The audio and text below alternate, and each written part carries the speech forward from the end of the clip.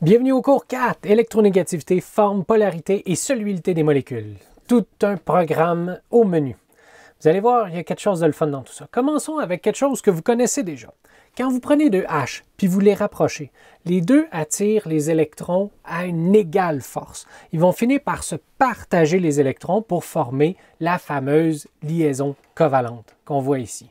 Alors que si on rapproche un chlore et un sodium, vous le savez ce que ça donne, il va y avoir un vol d'électrons, ça va faire deux ions, le sodium va perdre son électron au profit du chlore, le sodium va devenir positif et le chlore va devenir négatif. Et si les deux restent ensemble, c'est à cause des deux charges. Le plus et le moins sont attirés.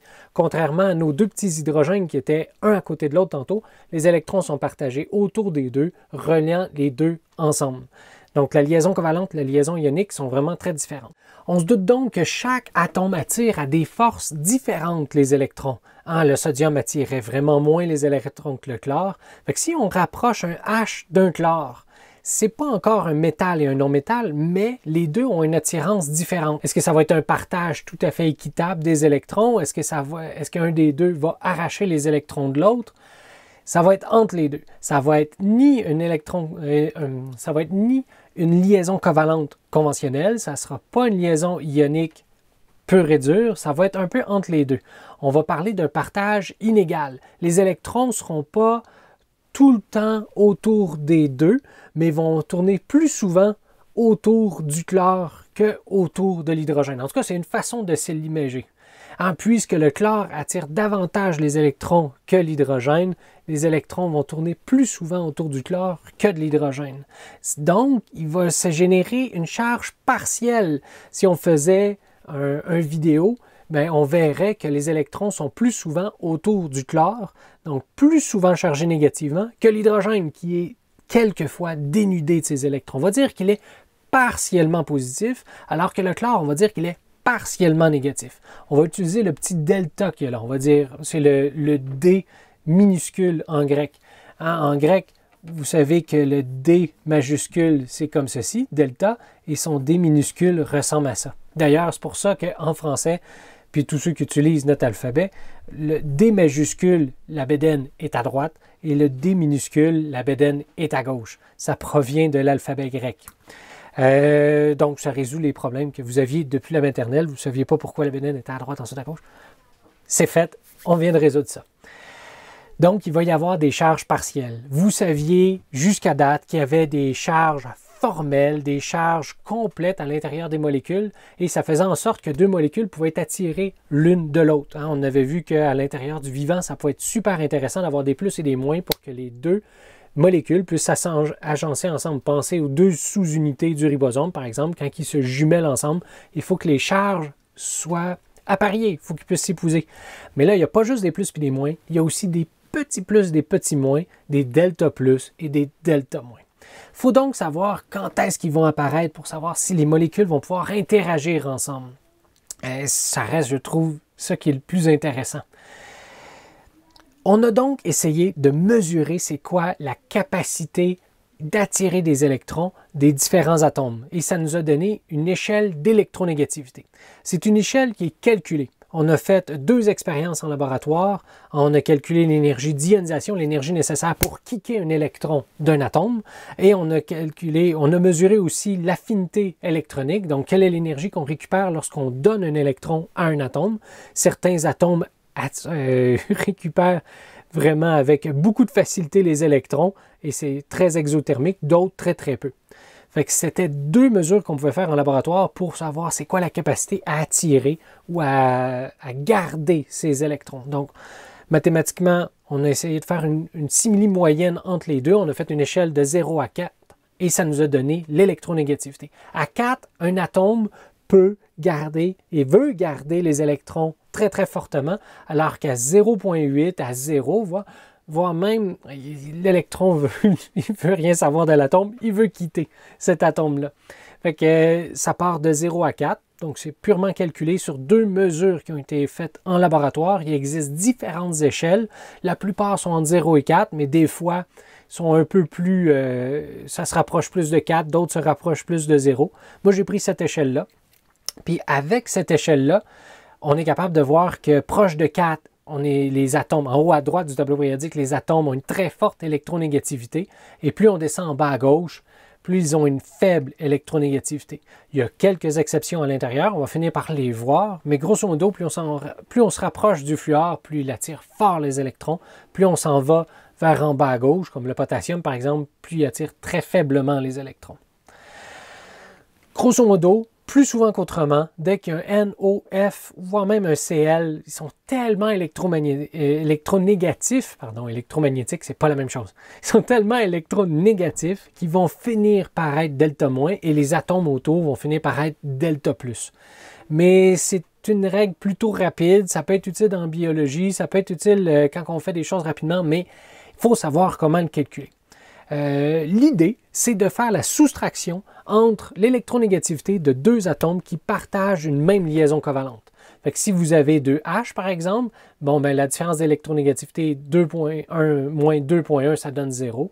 Comme la différence est de 0, on va dire que c'est covalent non polaire. On avait HCl tantôt. Donc, entre l'hydrogène et le chlore, la différence d'électronégativité, c'est 3 moins 2.1. Ça nous donne une différence de 0,9. On va dire que la liaison est covalente polaire. Polaire parce qu'il s'est créé deux pôles. Donc, pas le pôle nord, pas le pôle sud, mais plutôt une région delta+, une région delta-. C'est un peu ça, un pôle. Quand le pôle nord est là, le pôle sud est là, c'est que il y a deux extrêmes qui se sont générés à l'intérieur d'une même particule, ici la planète Terre. Mais dans le cas des molécules, c'est qu'il y a un pôle qui devient delta+ et un pôle qui devient delta-. Donc on va dire que c'est une liaison polaire. Donc entre le H et le Cl, c'est une liaison covalente, oui, c'est un partage d'électrons, mais inégale. Les électrons tournent plus souvent autour du chlore, on va dire que c'est polaire, avec un delta- autour du chlore, un delta+ autour du H. Et quand la différence d'électronégativité est très grande, ça devient ionique. Un seul des atomes va récupérer tous les électrons, comme dans NaCl. Lui se fait dénuder, lui il se ramasse avec l'électron de plus, donc ça nous donne notre Cl-. Donc c'est même plus polaire, c'est pas covalent, c'est ionique. Donc première règle, lorsque vous avez deux atomes qui se relient ensemble, si vous avez un non-métal avec un métal, liaison ionique, on ne se pose pas de questions. Si vous avez un non-métal avec un non-métal, c'est une liaison covalente. Reste à savoir si elle est polaire ou non. On fait la différence d'électronégativité. Si c'est au-delà, si c'est 0,5 et plus, c'est polaire. Si c'est en dessous de 0,5, c'est non polaire. C'est arbitraire, mais ça donne une excellente idée de comment va se comporter la molécule. D'ailleurs, au cours 5, on va justement s'amuser à partir de la forme de la molécule, à partir des charges partielles, les delta+, delta-. On va être capable de savoir comment vont se comporter les molécules les unes avec les autres. On peut peut-être faire quelques petits exemples. Mettons qu'on fait NH3. L'ammoniac. Le N, son électronégativité, c'est 3. Pour l'électronégativité. Le H, la différence d'électronégativité, le H, c'est 2,1. Et la différence d'électronégativité, ça va nous donner 0,9. Comme on est au-dessus, et ça inclut 0,5, la liaison qui est ici, elle est polaire. Donc le N attirait plus les électrons, on va dire delta-, et le H attire moins les électrons, on va dire delta+.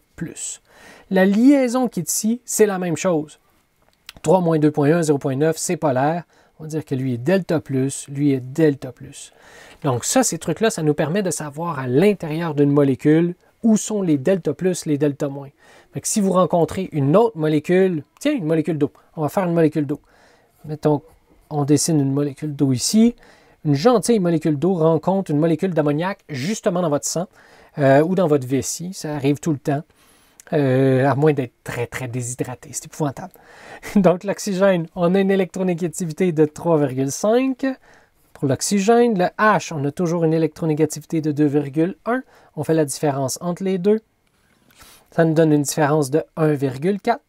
C'est énorme comme différence d'électronégativité. C'est donc covalent polaire parce qu'on est à 0,5 et plus.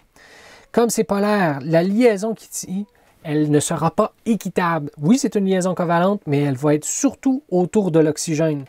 Lui, il va devenir delta-, il va être partiellement négatif, et le H, lui, va devenir partiellement positif. Les électrons vont passer plus de temps autour de l'oxygène qu'autour de l'hydrogène. Même chose pour cette liaison-là, va devenir delta plus.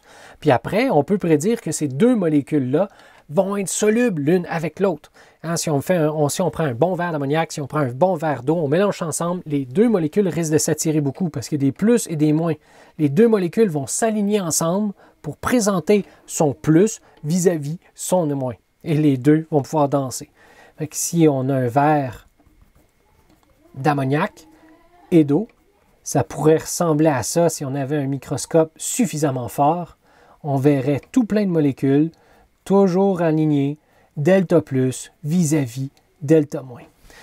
Et ça permet d'expliquer aussi comment des grosses molécules vont être capables de se comporter. Si on prend une molécule de sucre,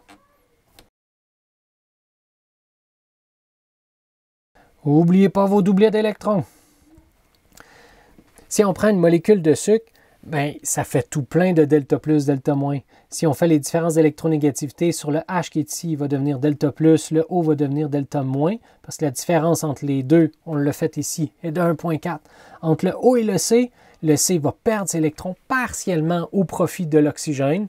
Hein, l'oxygène est à 3,5, le C est à 2,5, lui va devenir delta moins, et le C ici va devenir delta plus. Entre le C et le H, la différence, ça va être 2,5 moins 2,1, ça donne 0,4. Il n'y aura pas de delta plus, delta moins qui vont apparaître. Ici, il n'y aura pas de, je me répète, de delta plus, de delta moins ici. Ici non plus, entre deux carbones, pas de charge. Entre le carbone et l'oxygène, cette liaison-là va être surtout autour de l'oxygène. Lui va devenir delta moins, lui va devenir delta plus. Fait que notre carbone ici se fait dénuder, se fait tirer les électrons. Hein, c'est un peu, je donne souvent l'image entre deux atomes dans le même lit, ils partagent la même couverture électronique, mais dès qu'il y en a un des deux atomes qui tire plus sur les électrons que l'autre, il va se ramasser à la fin de la nuit avec le plus de nuages électroniques autour de lui. L'autre va se ramasser dénudé, le proton à l'air. Donc, il va devenir partiellement positif, tout dépendamment s'il a tiré fort sa couverture. Et ça permet ici de représenter notre oxygène est delta moins, le H, lui, il va devenir delta plus, parce que la différence entre les deux est suffisamment grande, plus que 0,5. Hein, l'oxygène, on est à 3,5. Le H, on est à 2,1. L'un moins l'autre, on est au-dessus de 0,5. Donc, notre H ici est delta plus. Donc, il va être attiré par le delta moins. Moins. Le delta moins de notre azote ici.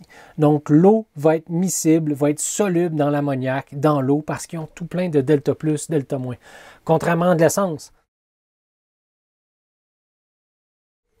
Dans une molécule d'octane, on a 8 carbones, on a tout plein d'hydrogène, 18.